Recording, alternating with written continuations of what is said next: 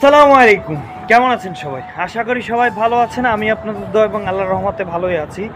তো আমার ইউটিউব চ্যানেলের কমেন্ট বক্সে এবং আমার মেসেঞ্জারে মেসেজ করে এরকম অনেক কোশ্চেন থেকে একটা কমেন্ট কোশ্চেন হলো, ভাই আমি সৌদি আরবে আসলে আমার মাসিক খরচ কত যেতে পারে, কত খাওয়ার খরচ লাগতে পারে, একটু যদি কাইন্ডলি জানাতেন। তো আজকে সেটাই আপনাদের সাথে শেয়ার করবো, আসলে মাসিক খরচ কত যাবে।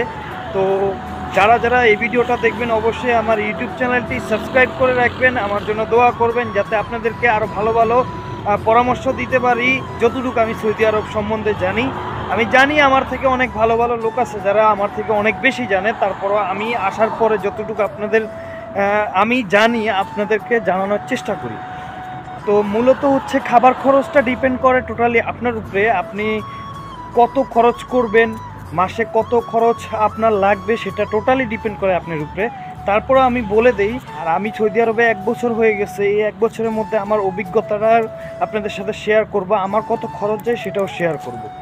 তো আপনারা হচ্ছে 2 ধরনের খরচ হয়। এক হচ্ছে আপনি যদি একসাথে ম্যাচ অনুযায়ী সবাই মিলে খান তাহলে এক ধরনের খরচ, আর আবার যদি আপনি সিঙ্গেল খান তাহলে আরেক ধরনের খরচ। এটা টোটালি আপনার উপরে ডিপেন্ড করে। তো আমি যেহেতু সিঙ্গেল খাই, আমার মাসিকে 300 থেকে প্রায় 350 রিয়েল খাবার খরচে যায়, আর পার্সোনালি খরচ বাদ দিয়ে পার্সোনালি খরচ যদি ধরি তাহলে আমার 500-550 টাকা চলে যায়, যা বাংলা টাকার 15,000 টাকার কাছাকাছি।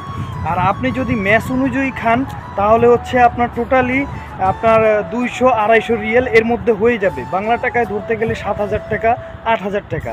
আর খরচ নিজের পার্সোনালি খরচ হইলে সেই ক্ষেত্রে আপনার একটু বেড়ে যাবে, আপনার 10,000 টাকা, কারো 12,000 টাকা এরকম বাংলা টাকায়।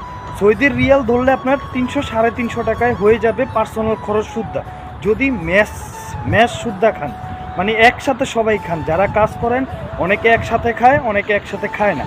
তো আমরা একসাথে খাই না, কারণ হচ্ছে আমাদের কারোর সাথে কারো বনেন, তো যে কারণে আমরা টোটালি একসাথে খাই না।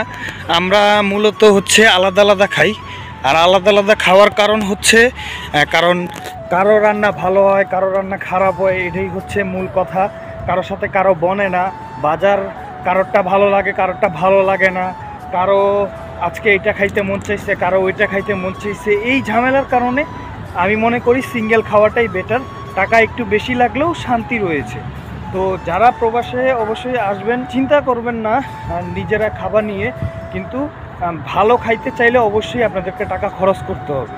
আর যদি আপনি কিপটামি করে চলেন বা নিজে টাকা বাঁচাইতে চান তাহলে আপনি যত ভালো করেই বা কম খরচেই চালান না কেন আপনার 300 রিয়ালের কাছাকাছি চলে যাবেই, এটা একদম টোটালি প্রমাণিত।